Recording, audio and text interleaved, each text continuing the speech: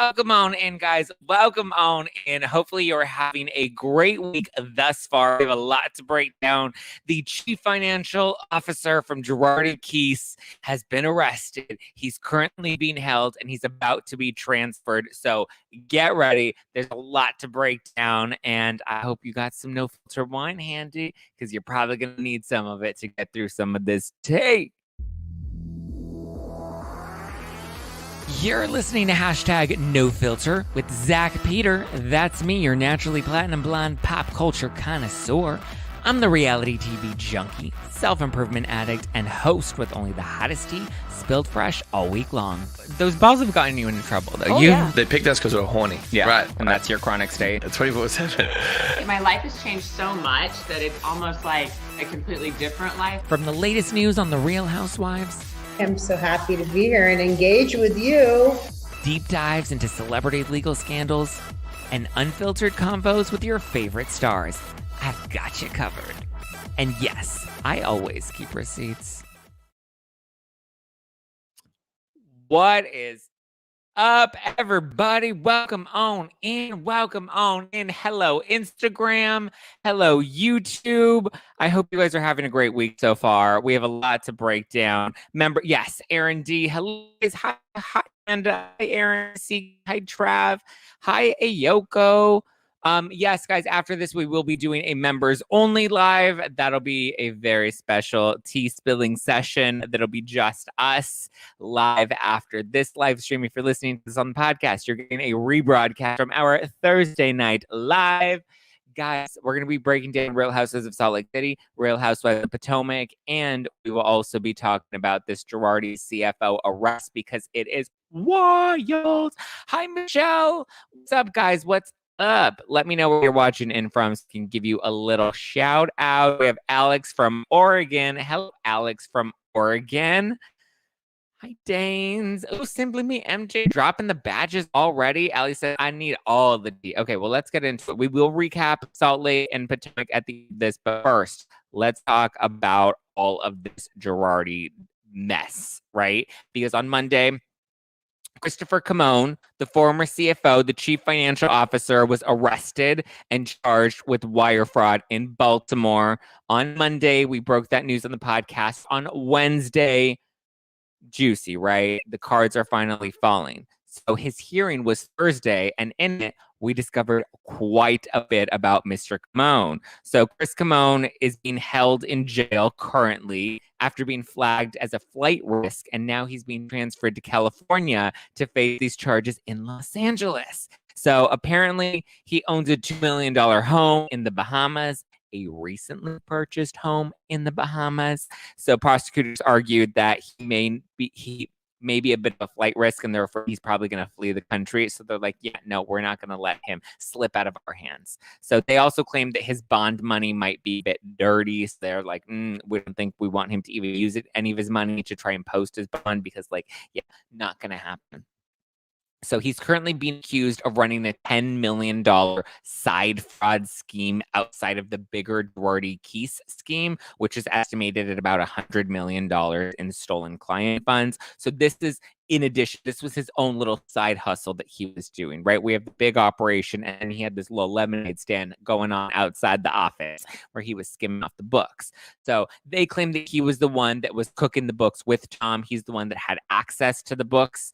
So he worked at Girardi Keese for the past 20 years, or at least 20 years as of 2020, because we know that's when Girardi Keese goes down. So worked there for 20 years. He started off as the firm's bookkeeper before being officially upgraded to CFO in 2012. So he held CFO, I guess it would have been 10 years this year, but it looks like he was CFO for eight years. Yeah, 2012, 2020. So not looking good, especially because there was a bitch on Twitter when I tweeted that he got arrested. And I was like, the CFO, aka the bookkeeper. And she's like, the CFO and the bookkeeper are not the same thing. And I'm like, well, you know what, Barbara? Actually, he was the bookkeeper originally, and he still kept up with the books as the CFO. He was the head honcho of the finances as chief financial officer. CFO, Barbara. Thank you very much. He was paid a $350,000 annual salary. Yet here he was using the stolen Girardi Keese money to further fund his lavish lifestyle. You know, we love to talk about the lavish lifestyles. So now they're saying that 10 million of that money was used to renovate his houses. He had multiple houses here in the US. So he was renovating them with that 10 mil.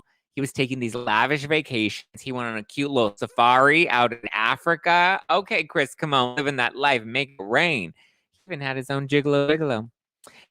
They claimed that he was paying a woman that he met on an escort site $20,000 per month.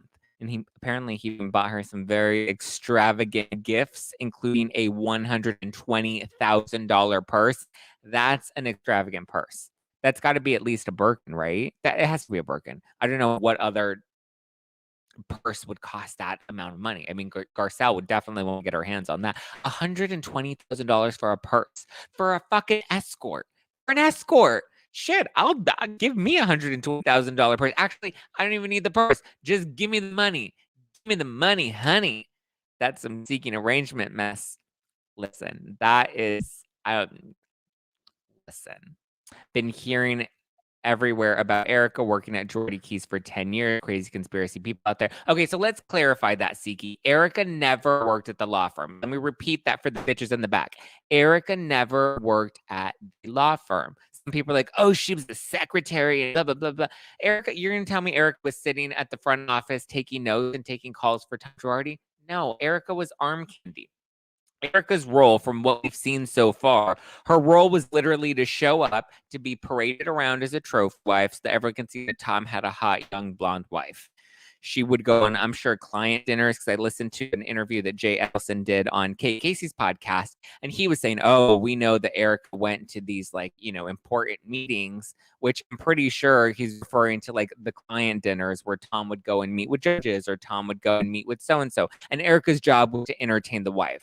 The wives would talk to each other and keep each other busy while the men talked business. They didn't have any involvement in it. The judge's wife had no more involvement than the lawyer's wife, than the attorney's wife, right? If anything, this seems to be a bit of a win for Erika. She tweeted it out. She posted it on her Instagram. So she's happy that this information about Christopher Kamon is coming out. And listen, Kamon was the one in charge of all of the finances. He was the one in charge of the books. So even if Erika's expenses or her annex bill was being paid for with Girardi Keese money, Tom authorized it, and Kamon is the one that executed it. Kamon knew what was going on. Kamon was the one that was behind all of this stuff. He was the one that kept all of the books. Tom was the head honcho, so Tom, I'm sure, was instructing him on certain things, but if Tom says, make it disappear, Kamon's like, okay, let me find a way to make it disappear. Sarah Bahu says, I can't imagine spending that much on a gift for someone else. Wow, considering career change. I mean, listen, though, Sarah, he wasn't spending that money. It wasn't his money, not his money to spend. And, you know, it's easy to buy somebody a $120,000 purse when it's not your money, right?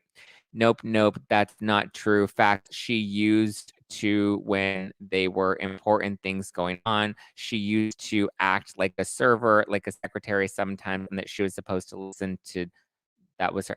Where is this rumor coming from? Because there's been nothing. Here's the thing. Brandon Lowry at Law 360, he's the one that's been reporting on a lot of this stuff. He just reported, he's like, all the attention has been focused on Erika. Yet we have somebody like Chris Kamon who's been coming in and out of the U.S. back and forth from Bahamas. We'll get into all the details of him right now. Brandon did, and he was like, listen, they hired a special counsel, and the bankruptcy trustee keeps trying to dig into Erika specifically. They hired Ronald Richards to work on Erika's case specifically and still didn't tie anything to her. The reason people are referring to Erika as the secretary is because I believe there were a lot of seemingly shell companies. I will say seemingly because that's all alleged. That's not to say that Tom George didn't have some legit side businesses, wink, wink. But he had side businesses, and on those companies, you have to have like a board of directors listed or employees listed. And so there were, I believe there was one company where Erika was listed as a secretary, but it didn't seem that that company was ever actually in operation. So there were multiple people listed. So if the company is not an actual operation, then those people, I'm sure, don't actually work there. And if he's filling out these forms, if he's going on LegalZoom, this is just an example. This is not a real situation, but just for example, if he's going on LegalZoom and he's filing a new LLC in, Nevada or, Detroit or wherever, if he's doing that and he's listing people, like, that doesn't mean that they actually work there. So no, Erika never worked at the law firm, and no, she wasn't a secretary. The thing about the secretary was the fact that she was listed as a secretary in one of those businesses that never seemed like a legit business.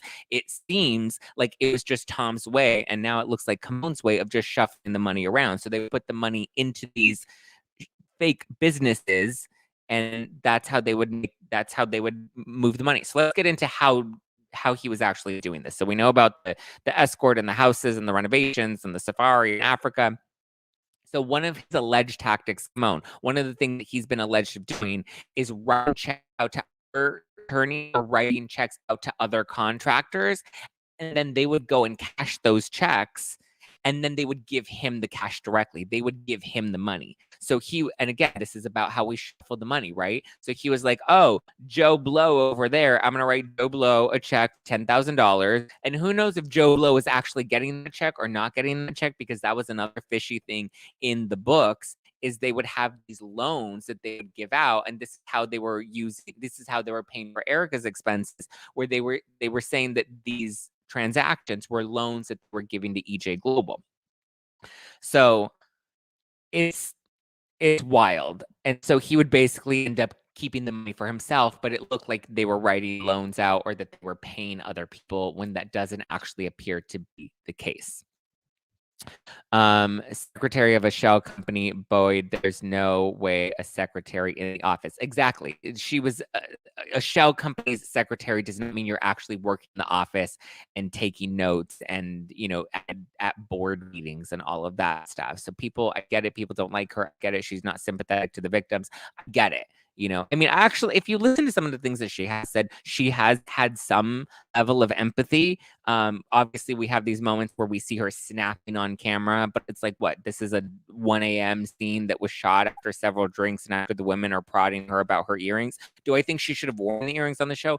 No, that was a little tactless. I didn't like it. I'm not saying that all of her behavior has been great and that her behavior should be praised, but she has had some really good moments as well. And she has been very honest. I think her at BravoCon, she really shined at BravoCon, and she was very honest. And people were like, well, what about when she said about Doreen and Pekin, blah, blah, blah, blah. People are going to hate her. If you're going to hate her, hate her.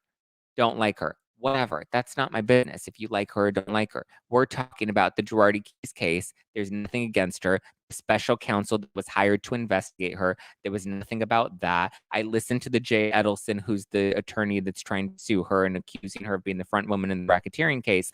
I listened to what he said on Kate Casey's podcast. It was a good interview, but there was nothing in it that was substantial that held anything to her. It's the same Ronald Richards tactics of, let's just cause smoke and mirrors to point the direction on Erika, point the cameras on Erika and take the focus on Erika. Meanwhile, we have all the other guys like Chris Kamon that's buying a house in the Bahamas and trying to run away, allegedly.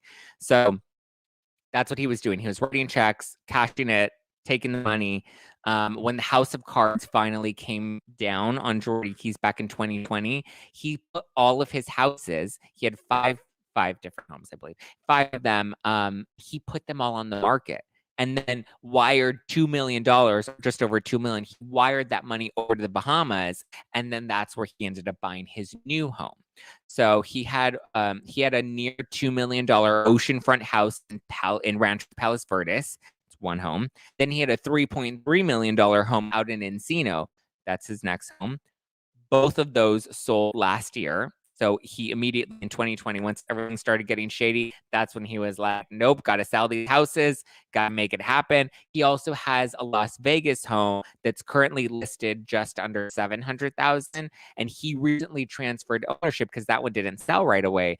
He recently transferred the ownership from himself personally over to a company that he just founded in Nevada. Also a little fishy. So no, he no longer personally owns this, but his company owns this, which looks like it's providing some additional level of protection for him. He had another house in Las Vegas that just sold for $300,000. So I believe that it sounds like the Bahamas house is the fifth house. Then he had 5 total, 4 here in the U.S., 2 in L.A., 2 in Nevada. I mean, hello, the writing's on the wall. The second everything comes crashing down, you start selling all of your properties, sending money overseas. Apparently, there's a law firm in the Bahamas that he was sending money to, and that's how he was able to purchase this new home in the Bahamas. He's been taking multiple trips back and forth. I mean, come on. Sounds like someone's trying to liquidate some assets and conceal some money. So they claim he's taken the prosecution. They claim he's taken multiple trips to and from the Bahamas, but he was recently caught in Baltimore while he was visiting his sister, possibly trying to tie up some loose ends. I'm pretty sure there was a whole folder of receipts Lisa read in. He was like, listen, I got to go. Here are the receipts, here are the names. Sister, here you go. So I bet right now he's about real pissed that he didn't end up just staying in the Bahamas because now he's stuck in Baltimore. So there it is, guys. There it is. That's the case against him. Buying Birkins on the secondary market makes the price go up in value. Oh, that's an interesting point. I have a nonprofit organization that's so small, I don't have legit board meetings. I have my biggest helpers listed as board members. Don't ever remember who is technically the secretary. Exactly, Amanda. That's standard. I've also worked in the nonprofit world. You have a board of directors. I mean, the board of directors, the name, like I remember the last foundation I was with, the board of directors is like barely even active. Like most of them wouldn't even come to board meetings. Like we had 2 board members that were like active and would participate in anything, but the others were listed. Some of them had never even met. Like it's ridiculous. And people read these things and they blow them out of proportions. No, I don't believe Erika was ever the secretary of any business. If it was a shell company and Tom just put her name on there, he just needed a name to fill. When people open like nonprofit organizations, sometimes they have to fill the different seats. So they just put people that they know listed in those seats. And that doesn't mean that they're actually active in it. So, oof.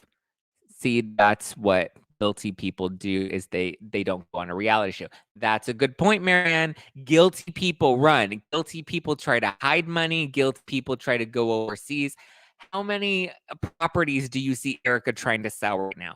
Erika has not one house to sell. She's renting. She had to have a friend out in Florida loan her some money so that she can hire a divorce attorney so that she can file for divorce and get a new apartment somewhere else.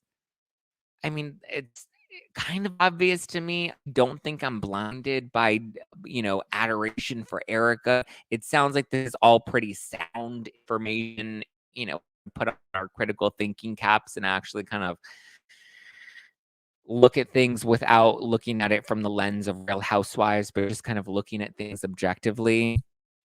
I don't know. Siki, hello from Sweden. Oof, hello, Sweden. It's 3:16. Ooh, wow. 3:16 a.m. or p.m. Morning 2:30 a.m. in England. Yikes. That's early, guys. Kelly bags are the most expensive bag by Hermes. It's named after Grace Kelly. A Kelly bag is Birkin, though, right? I believe it was, yeah. Erika said that Birkin at the reunion, Erika said that Birkins were really her thing, but she did have a Kelly bag once. It wasn't. So it seems like to Erika, that wasn't, a thing. Y'all mad. Who's mad, Aaron? I think you're totally right. And don't tell anyone I like Erika. Listen, you can like Erika or you can not like Erika. I don't care, bro. Y'all are soft. So who's soft? Stop the inappropriate comments regarding Zack. Oh, are there inappropriate comments regarding me?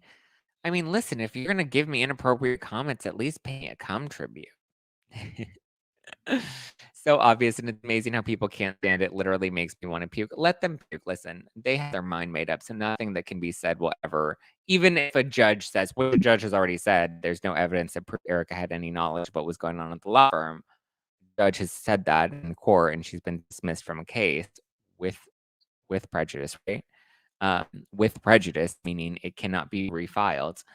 So, and people still like, the judge was paid off. The judge is lying. The judge is blah, blah, blah, blah, blah. Like, okay, dude, go back to your basement and continue jacking off to picture Erika. Just the fact, let them speak for themselves. That's right, Mary Ann Stout. Okay. Any other thoughts about the Kamon stuff, the Girardi stuff? Erica, like I said, it seems to be like a win for Erika. She posted it on her Instagram. She tweeted about it. So it shows that there's accountability. People are being arrested. Things are happening. I would imagine David Lear is going to be the next fall, and probably Keith Griffin as well.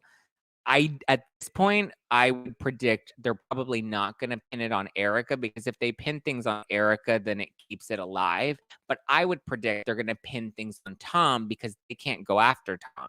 Tom can't answer for himself. He's under conservatorship. He's in an assisted care facility. Maybe that's his way out. That could be his get out of jail free card, or actually it is get out of jail free card. They're not going to arrest him and take him into prison. They're just going to leave him at the assisted care facility and just let that be. So if anything, it would probably smart for them to pin it all on Tom, because then it dies with Tom and nobody can move anything further. I mean, the state bar is trying to save their ass right now, because they're like, oh, we missed all of these complaints. Oh my God, we were so overwhelmed. But we've now disbarred him, and we had some issues, but we're getting better. Like Ramona, born again, new beginnings party. Did she get her earrings back? Erika, no, she did not get her earrings back. I believe they're going to auction now. Wow. Oh. Oh, yeah, Kelly's are smaller, right? Okay, you guys are having a whole discussion about Kelly bags and Birkins in the live chat. I'll let you talk amongst yourselves about that. I don't even like Erika. I just use my common sense. Yeah, I think at this point, Mary, it looks like she's going to be fine. And again, I'm predicting that Kamon, Lyra, and Griffin, and even Donardo, who's the lender, I'm pretty sure at this point they're all going to pass the buck off onto Tom, because that's their best get out of jail free card. They can turn over info on him. It's probably not going to go anywhere, but at least they get to cut a deal and give some info. It's like when everyone turned on Jen Shaw, right? When Stuart Smith turned on Jen Shaw.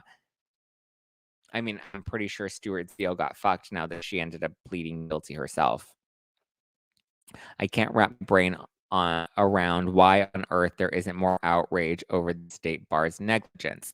1000%, Amanda. Like that, like the people that should be held accountable are not the ones that are actually being held accountable. I guess now Kamon is being held accountable, but I mean, it's juicy. The fact that he was writing checks and cashing them and taking the money, and he had multiple homes, $1 million homes. He bought a $2 million, $2.2 million home in the Bahamas, and he was ready to just skip town.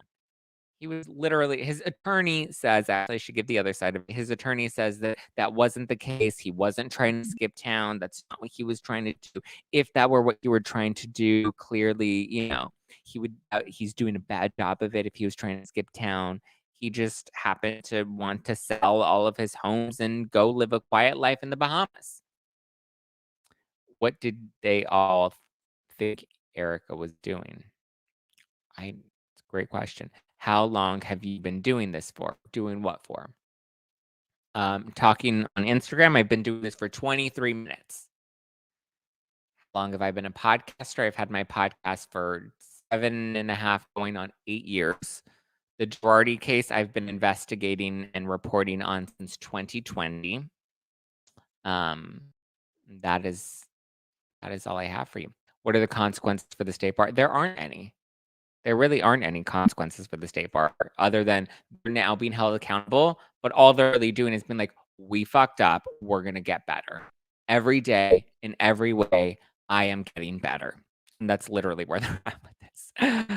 I hope they all get silver bracelets. Cling, cling, bitch. Don't forget to like and subscribe. Thank you, Linda Watson. Linda Watson said, don't forget to smash the like button, hit the subscribe button, hit the bell button. That way you always get the notifications in your YouTube, or that way you always get the tea in your YouTube notifications spilled fresh. I would have thought he would have left town earlier. He's been leaving town, but it looks like he was coming back and forth and trying to tie up some loose ends, Sarah. It looks like that's what he was doing. And so he came back to talk to his sister for some reason, and then boom, cling, cling, bitch, caught him. Wouldn't that be crazy if his sister's the one that turned him in? Sounds like he was getting his shit together to leave the U.S. Yeah, that's what it was. He sold most of his properties last year. At least 3 of the 4 properties sold. The 4th property was moved out of his name and into his company's name, a company that he just founded in Nevada. Like, it's a little clear. Like, he's very sloppy. Like, if his attorney is saying he was doing a bad job of trying to flee the country, he was doing a very bad job of it because it is very transparent. There's nothing about any of these decisions that looked kosher at all. And they're also saying that it looked like he purchased the home in the Bahamas so that he could become a resident of the Bahamas. It's all very juicy. Law 360 and LA Times have reported on it, and they both did an article based off of. A lot of the information is still concealed, so we don't have all of the details about what was going on with Kamon, but LA Times and Law 360 both had some really solid reports on it. He was trying to wrap up his crap. His greediness got him new accommodations. That's right. Were the police watching him and his passport so they knew he came back to Baltimore? Probably. Very possibly. I mean, again, but here's the thing. These guys were able to do that because all the attention has been on Erika. Bahamas have extradition treaty with the United States, right? Yes. So that's the part that I was a little unclear about. And that's, I guess, an argument that his attorney tried to make, is that there is an extradition treaty and that the Bahamas and the U.S. do work together. So I believe if someone needs to come back to the U.S., that, the Bahamas would likely ship them back via FedEx. That way they can be held accountable for their crimes. So so it is interesting. That piece of it is, maybe he didn't know that. Maybe he did know that. I don't really know. He sounds like a bright man. But something about it was fishy. Why liquidate all of your assets and try to leave the US? Unless there was another plan, and maybe he was planning to go somewhere else beyond the Bahamas. Maybe this was a temporary decision. Honestly, who knows? Why didn't buy on the Grand K? He wanted to cover his jurisdiction status.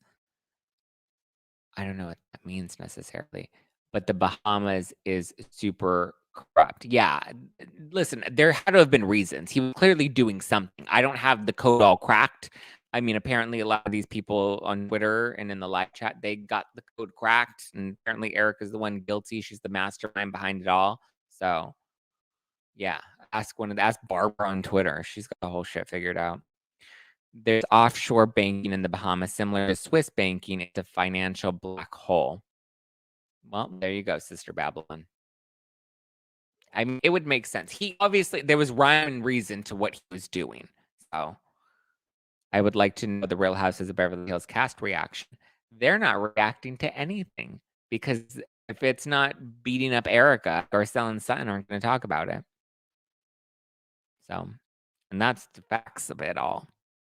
I wonder what they're going to do when Erika's finally cleared of everything. I actually like Erika and Sutton together. I think they make a fun and enjoyable combo. I feel like Sutton makes peace with everybody, and then she goes in the press, and then I find her likable, and then I enjoy her, and then she goes in the press, and then she trashes the other cast members, and then it's just like, oh my God, girl, you're not helping yourself make any friends. So that's what I got for you, Anita. Okay, should we talk about Salt Lake City? I'll do a brief recap of Salt Lake City and a recap of Potomac, and then we'll wrap the live for tonight, and then we'll get into the members only live. Like I said, I met Census Assistant, and I'll give you the scoop on that. I also got some scoop on Rena's receipts from the Beverly Hills reunion. So we'll talk about that. Brittany says, do you think Girardi would have been caught if she never joined the show? And do you think that the others who are going down will try to turn against her since she put them in the public by joining Real Housewives? I think they would have gotten caught regardless, but the attention wouldn't have been so grand. It probably would have gotten swept under the rug. Let's really think about that question. So things started to crumble in 2020. Erika's filing for divorce is what really tipped everything off. But Edelson was still going to come at Girardi regardless. And I think Erika's divorce would still be pulled into question regardless. She may have stayed married to him because I think part of the reason, obviously she says he was mean and, the dementia was really starting to get to him. He was snapping at her a lot more. So, but I think she may have stayed with him because what else would she have had outside of Beverly Hills? Like the show wouldn't have given her a reason to leave and a financial status in order to leave him. So I think being on the show is what encouraged her to file for divorce. And I don't know if she would have been able to file. I think this would have still been a big scandal, but not to the magnitude and not to the coverage that it has had she not been on the show. But he would have gotten caught. But there may have been a greater chance that he would have gotten away with it because look at how many times he got away with things at the California State Bar. But now that there's actual attention on this, it seems like, he's being held accountable. Liquidating and then distributing it so that the government won't freeze his assets. Yeah, that's a good point, Dexter. Definitely. Don't show your closet. There's a reason Nene freaked out. Yeah, I guess so. Erika had and has her own life. Yeah. I mean, she's trying to move on from it, and it looks like things are looking up for her. She definitely considers this to be a win for her. But again, they've been investigating her for the past 2 years, and nobody's arrested her. Is she tactless? Yes. Can she have more empathy? Yes. Or is there, some wiggle room where she can have empathy without implicating herself? Probably. You're liking what you're doing. I'm loving what I'm doing, baby. I love it. I look at myself in the mirror every day and I'm like, you go, Zack. You kill it, Zack Peter. Okay, I bet he was being awful to her around that time. He wasn't great to her normal circumstances, and his house of cards was about to crumble. Hi, Aaron. I'm menopausal and haven't slept yet. Oh no, I'm sorry to hear that. Hi, Renee Rod. Okay, let's move on to Salt Lake City. We'll do a brief recap of Salt Lake City, a brief recap of Potomac, and then we'll wrap for the night. All right. Real Houses of Salt Lake City. So we open things up and we have Heather Gay, and she has her Salt Lake's Got Talent auditions going on still. And Jen Shaw's out here trying to be the next Ryan Seacrest, even though we all know, well, listen, it's a great skill that she'll be able to use in prison, right? She can host the prison talent shows. So she's mad at Angie Harrington, who's here in her dollar store leotard because of that Jen Shaw exposed account, which doesn't really expose Jen Shaw as much as it drags Lisa Barlow. So that's why it's kind of weird that Jen's so upset about it. She's like, it's because of this Shaw, and my husband's name is Shaw, and you're coming after Shaw, and I'm innocent. And then we have Angie K and Dana, and they don't like that very much. And Angie Harrington has pretend amnesia, and she's like, what are you guys talking about? I don't even know my husband. I've never met him before in my life. And Jen Shaw is innocent, and she wants to remind us that she is innocent. And then Lisa Barlow comes in, and she wants an apology too. She's like, I feel like you should be apologizing to me because Jen Shaw is innocent, and this is all Heather's fault. Heather did all of this, and Heather is a bad friend. And then we see Seth and Meredith, and Seth is looking fine in the bathtub, a rub-dub-dub with your taint in the tub. He's looking good. And Meredith is like, ooh, I'm going to poke a hole in there. I see your Pikachu. And then we have Lisa and Whitney, and they're BFFs now because they're like, bonding over on an island together. So naturally, when you're on an island, you're going to bond. Whitney and Heather try to hash out their differences by the end of the episode, and Heather's mad that Whitney showed up to support her at her talent show, and how dare Whitney come to support me when Whitney doesn't even like me and Whitney thinks things are awkward. And I think Lisa was wrong to tweet the dad thing, but I also think Whitney is right, and that Heather isn't that great of a friend. But she's so far up Jen Shaw's butt that she can't really be bothered by Whitney, so I don't know. I thought this episode of Salt Lake City was boring, and the ratings reflect that. The ratings seem to be dwindling and circling the drain. It doesn't seem like they're doing that hot. Angie Harrington saying, does Coach Shaw know what you were up to? Very good point, right? And she's like, I'm innocent. That's, That's all Jen really says is, I'm innocent, I'm innocent, I'm innocent. That's not what she said to the judge, though. I still believe that Coach Shaw had no clue what was going on with Jen. She had Stu and Coach just with. No, I think Coach Shaw had to have known something because Jen was making a lot of tweaks to her businesses as she was being investigated over the years. And I think when it comes to Coach Shaw, he was giving her some legal advice on what to do and how to support her. I really don't think, and I think Jen Shah and Coach Shah had a much more intimate relationship. Their marriage seemed to be a lot more solid. It seemed to be a lot stronger. So I feel like they were able to have these discussions where like Tom and Erika's relationship was like fully transactional, right? She was the trophy wife. Coach Shah and Jen, they came up together. There was no power imbalance within their marriage. And they definitely seemed to have a strong open line of communication. Jen Shah messed with our grandparents. Think about that. That's right, Giselle. Yes, she did. Yes, she did. And yet here she is doing Salt Lake's Next Top Model with Heather Gay. Coach is not dumb. He had a clue. Coach is an attorney and he was interviewed by the FCC, had to have known something. Exactly. Listen, I don't think Coach is entirely innocent. We need Crazy Mary back. I actually enjoy Mary, and she was a hot mess, but she was at least fun to watch, and she made things crazy. She was doing her little Whitney impression with the little whoop, whoop, whoop, whoop. I thought Salt Lake was boring this week, and it's just kind of lagging for me. I'm not really interested in Dana and Angie Harrington and Angie K. There was too much of them, and I just feel like we haven't really gotten to know them, and we haven't gotten to emotionally invest in them. Like, we didn't get much backstory on them. Angie Harrington just comes off looking super thirsty, and then the other Angie and Dana, we haven't really gotten much backstory on them, so them jumping in and being a part of all of this drama, like, felt so random.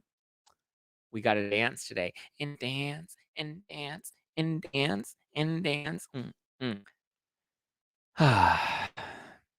Coach was always on the road with work. That's another good point. I mean, but I still think he must have known something, unless Jen really was keeping everything from him. Come on, Eric knew before all this was going to go down, and I was going to go down. They just put all the ducks in a row, and of course she wanted to look like she doesn't have anything. Well, thank you, Anne. There you go, guys. Anne broke the case for us. Thank you, Anne. We appreciate you. Thank you for doing your civic duty of reporting on this case. Mary could read. I know that's right. Mary could read. She was good. She had great confessionals, and she was just kooky. As problematic as she was kooky. And she was at least interested. Kim Richards. Kim Richards was kooky, and now Kim Richards is just, a little wild on Cameo. But yeah, I don't have much else to say about Salt Lake City. I don't even really care about like Whitney and Heather fighting because it feels like there's just like some big disconnect. Whatever. Okay, let's divvy over to Real Houses of Potomac, because Potomac was way better than Salt Lake City. And if nobody's watching Potomac, I used to sleep on Potomac for the longest time. And then I started coming into it in season 5 because I wanted to see Monique beat down Candiace. And I've been hooked ever since. So Coach Shaw is sexy and I like watching him. He's a cutie patootie. I'm into Coach Shaw. And he has like the lips and the tongue. And Coach Shaw knows what he's doing.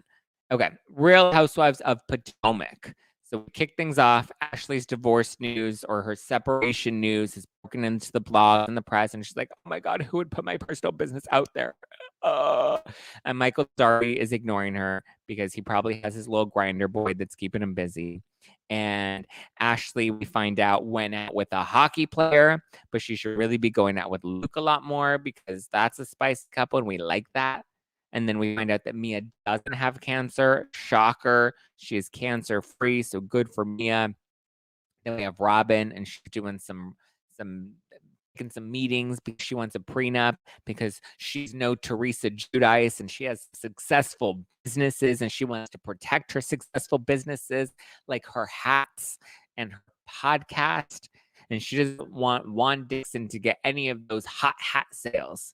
And then we have Dr. Wendy. And Dr. Wendy is like, yeah, guys, I am a condescending bitch. Let's talk it out. So then she hosts a burn sesh. And so everyone comes out to a winery because we know we love when things go down at the winery, right? And so she invites everyone out to the winery and they arrive for the burn sesh.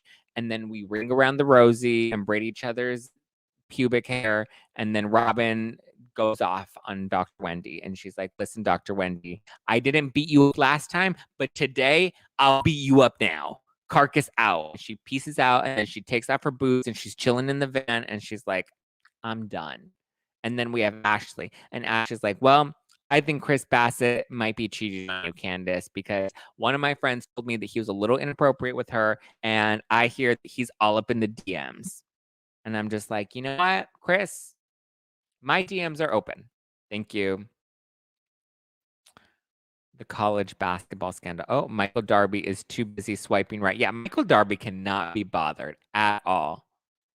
Did anyone hear the news about Juan this week? What's the news? Oh, is it the college basketball scandal? Okay, somebody brief me on what happened with Juan Dixon and the college basketball scandal, because this actually sounds kind of juicy. Should I be concerned about my hubby being more into anal than vaginal? I enjoy it, but my cooter feels neglected, and he's huge.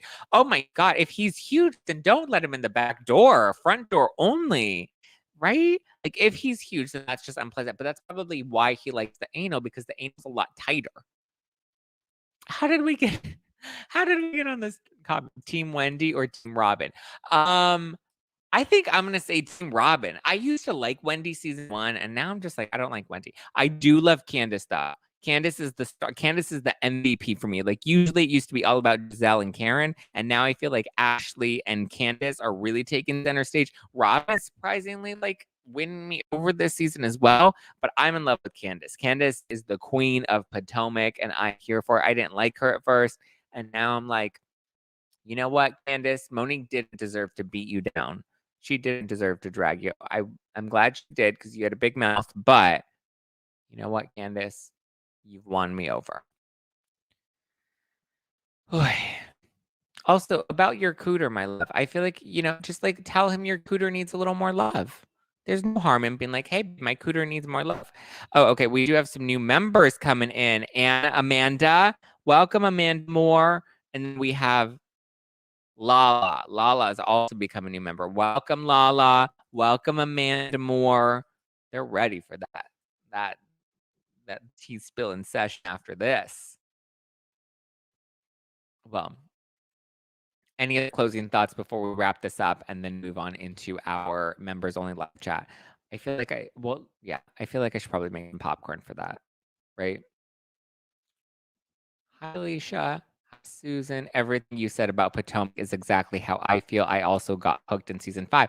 I love Potomac. Potomac is way better than Salt Lake City. Like Salt Lake City is just not that interesting to me, if I'm being honest. Like I'm not jazzed by it. I think it's weird that like we were parading Jen Shaw around and like she might go to prison for 50 years, so let's throw her a party. No. What in the F is going on here? No woman has ever liked anal sex. Fake question. Listen, it's not that great. Anal. Okay, so Juan allegedly covered up the fact that his assistant coach sexually assaulted a team member. Oh my God, that is spicy, you guys. Yikes. I'm gonna have to look into that, and we'll probably break that down on Monday's episode of the podcast. But wow, it's almost better when we're together. Okay, guys. Well, let's wrap. Thank you so much for joining in. If you want to keep up with me, you can always keep up with me at Just Plain Zack all over the internet, or you can keep up with the podcast at No Filter with Zack, not all over the internet, on Instagram at No Filter with Zack on Instagram. If you're watching this on Instagram, you can always join our YouTube at youtube.com/justplainzack. Sign up to be a member of the Zack Pack on YouTube. We do have special members only live streams. Like I said, tonight we'll be talking about my interaction meeting Sutton's assistant and tea. And what else? We'll be talking about Lisa and the reunion receipts. So get ready for that. Give me like 5 minutes to make some popcorn, and then I'll start that live stream. The link is already up. So if you're a member, you'll get the notification, but it's already in the latest tea. But love you guys. Appreciate you. Have a wonderful evening. Be sure to subscribe and like on your way out if you haven't already. And yeah, I'm gonna make me some popcorn and we're gonna have a good time tonight, baby. Thanks, guys.